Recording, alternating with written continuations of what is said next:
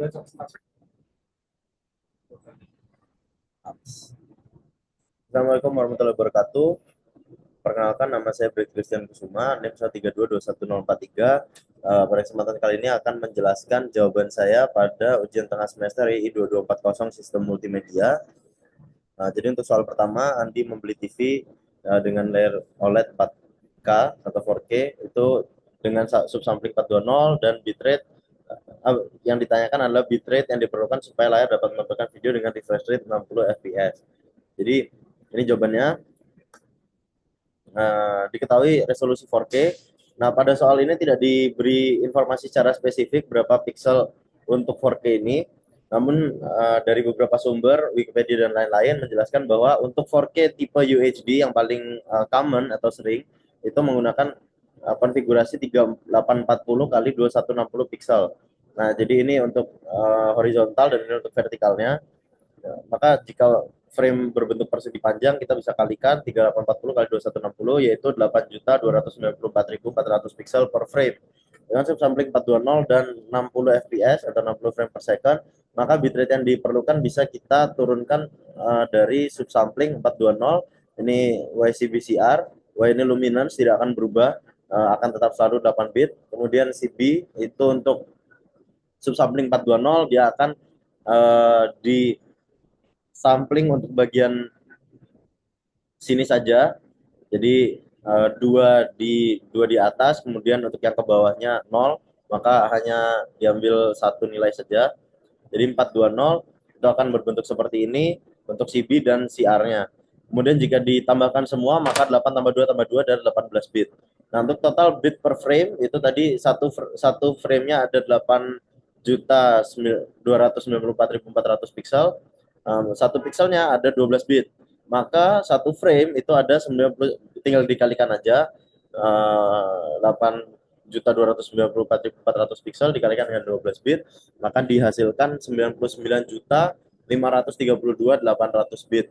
Nah, maka bitrate atau bit per secondnya adalah bit per frame dikalikan dengan frame per second agar framenya bisa dieliminasi.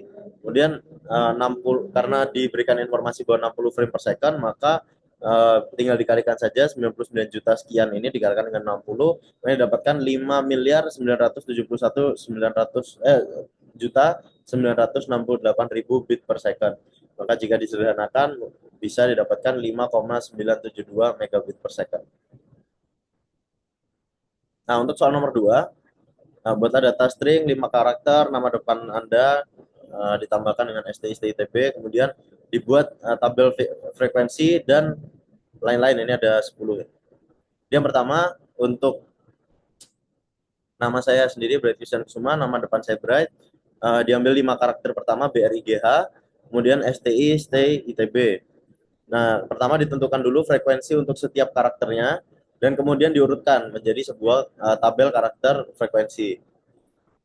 Nah, untuk Huffman tree-nya sendiri, itu pertama dibuat dari diambil yang terkecil, R-nya R1, yang 1111 ini diurutkan menjadi seperti ini, digabungkan RG itu 2, HE itu 2, RGHE itu 4.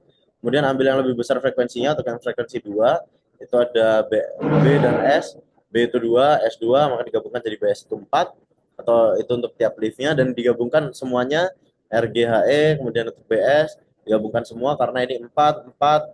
Nah, yang paling besar adalah I dengan nilai 4, ini di sini I-nya 4. Kemudian T3 karena lebih kecil dari semuanya, maka taruh di paling kiri. Kemudian setelah digabungkan semuanya menjadi satu root yang bernilai 15, kita berikan 0101 untuk setiap cabang. Nah, untuk cabang yang lebih kecil nilainya diberikan nilai 0, dan cabang yang lebih besar diberikan nilai 1.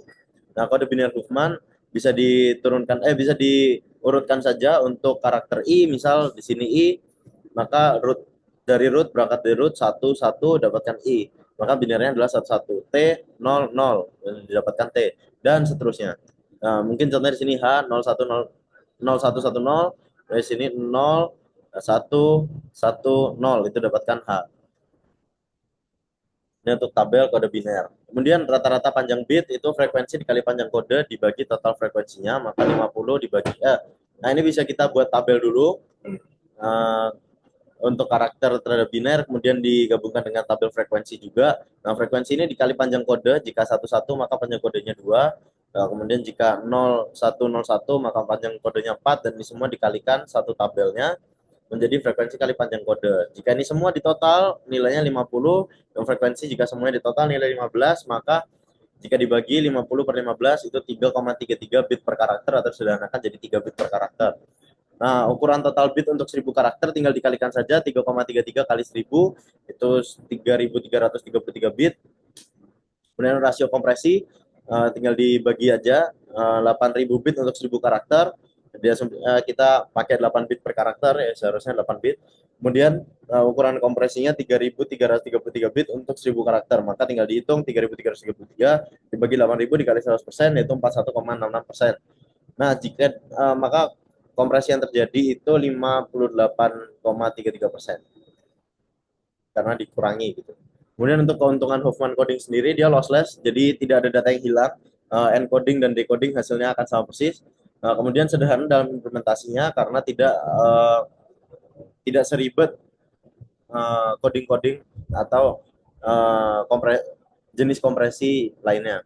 Kemudian keterbatasan Huffman coding sendiri itu kurang efisien jika frekuensi karakter hampir merata. Karena jika semuanya nilainya satu semua, maka tidak akan bisa ditentukan mana yang frekuensinya lebih besar, mana frekuensi lebih kecil, maka akan lebih susah dan tidak efisien jika semua frekuensi karakternya hampir merata. Kemudian untuk keterbatasan lainnya ada di butuh frekuensi karakter terlebih dahulu dan membutuhkan pre-processing. Jadi perlu ditentukan dulu karakter, kemudian frekuensinya, ada proses dulu sebelum dilakukan encoding dan decoding terhadap Huffman tree-nya ini sendiri. Untuk keuntungan dan kekurangan Huffman coding. Nah, kemudian hasil encodingnya maka tinggal diubah saja untuk setiap string yang ada, diterjemahkan menjadi kode biner. Jika B, maka di kode binernya itu adalah 100 dan seterusnya. Didapatkan kode biner ini.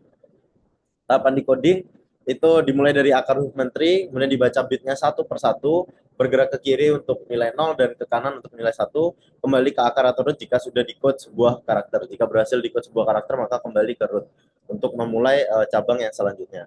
Nah, hasil decoding itu nanti seperti ini. Jadi ya pasti sama persis karena udah tinggal di decode saja. Kemudian untuk soal selanjutnya, terakhir ya, soal terakhir, tangga nada C mayor, diberikan tangga nada C mayor, 200 do, 261,6 Hz dan lain sebagainya. Dan alat ini memiliki dua mode sampling, yaitu yang A 800 Hz dan yang B 1000 Hz. Nah, yang pertama tentukan apakah terjadi aliasing di mode A dan mode B. Kemudian jelaskan secara musikal apa yang terjadi ketika aliasing ditemukan pada program Python atau MATLAB. Apakah nada yang dihasilkan masih sama, apa akibatnya untuk musisi pengguna, dan putar contoh audio dengan dua mode sampling rate pada nada La 420 Hz dan jelaskan apa yang terjadi. Jadi yang pertama cek aliasing. Nah, aliasing itu terjadi saat frekuensi dari nada tersebut atau frekuensi yang didengarkan itu lebih dari frekuensi Nyquist. Dan frekuensi Nyquist itu bisa didapatkan dari penghitungan frekuensi maksimum dibagi 2 atau frekuensi samplingnya dibagi 2. Nah, dengan frekuensi ini mode A itu 800 Hz samplingnya, maka Nyquistnya 400. Kemudian untuk mode B 1000 Hz, maka Nyquistnya 500 Hz. Nah, tinggal dilihat saja apakah frekuensinya melebihi dari frekuensi Nyquist. Jika iya, seperti La si do yang sebelah sini, maka itu akan aliasing. Kemudian untuk do yang ini, do yang tinggi juga, itu akan aliasing untuk yang mode B. Nah, penjelasan secara musikal, yang A, nada yang dihasilkan secara aliasing itu akan menjadi frekuensi cermin terhadap Nyquist. Jadi misalnya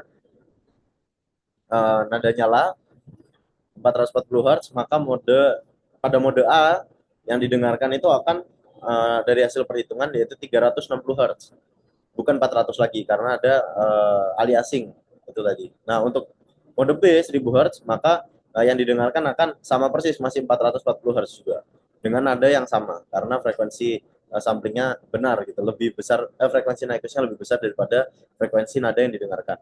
Akibatnya saat didengar pengguna, yang pertama nada menjadi berbeda, salah nada atau fals gitu ya, biasanya karena seharusnya 440 Hz, yang didengar malah 360 Hz. Kemudian tidak bisa digunakan untuk tuning atau rekaman karena nada yang digunakan beda, maka akan merusak keseluruhan dari tuning atau rekaman. Nah, ini bisa kita lihat hasilnya. Nah, saya coba di MATLAB.